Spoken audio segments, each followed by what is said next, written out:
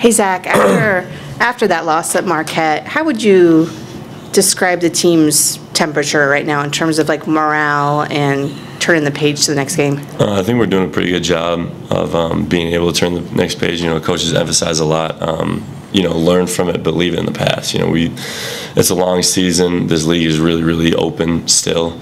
Everybody's like 1-1, 1-2, 2-1. I mean, it's still really early, so I think a lot of the guys are doing a good job of learning from it, but leaving it in the past, and looking forward to a 2-game home stretch where we can definitely get a foothold. I feel like we talk about this quite a bit with you, but Georgetown is a team that likes to play its bigs pretty often, and they like to run their offense through them, so it's going to be another opportunity for you and Tyreek to kind of battle some talented big men down low. What can you tell us about Georgetown in that regard? They got a big man who's top 5 in the league in scoring. So we've come up against a couple bigs like that in the past, and some we've done a good job on, some we haven't done a great job on. But we've got some good looks defensively for him, and I'm always looking forward to the challenge. I enjoy that a lot, so I'm definitely looking forward to it, and I think we're definitely having some emphasis on it. Obviously, they're pretty athletic, guys like Mac McClung.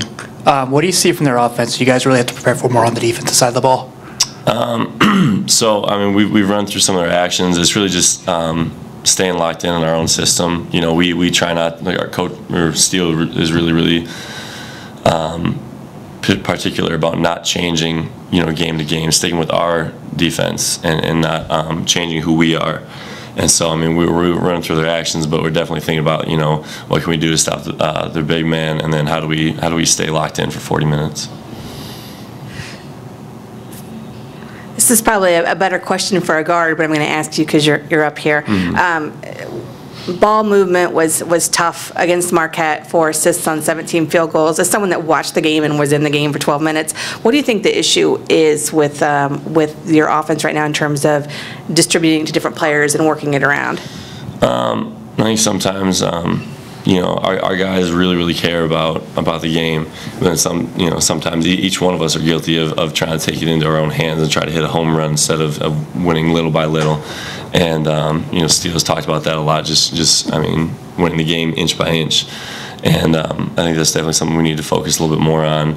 And just we're still growing. We're still learning to trust each other. And I think we're getting better and better each game at that. But just trusting each other with the ball, and realizing it's a long game. You can inch back in if you're down, or you can just maintain a lead by working together. I'm sure, Zach, you came to Xavier, and part of the reason you came here was to have a chance to experience what it's like to play in the NCAA tournament. Mm-hmm. And you're halfway through the season right now, and you have some work to do to get this team back to that kind of spot. So what's kind of the urgency of the team right now, looking at yourselves at 9-7, 1-2 in conference, and knowing where you want to go? We talked about this after the Marquette game when we got back, and it's like, Xavier's been in this position before.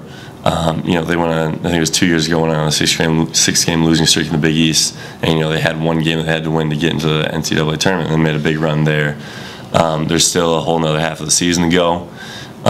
We're clicking more and more each day, and I think like same as just in a game, you can't hit a home run each game. You got to take it game by game, little by little, keep growing, keep getting better. So I think, there's thoughts about it, but it's not urgency. It's focused on the next game.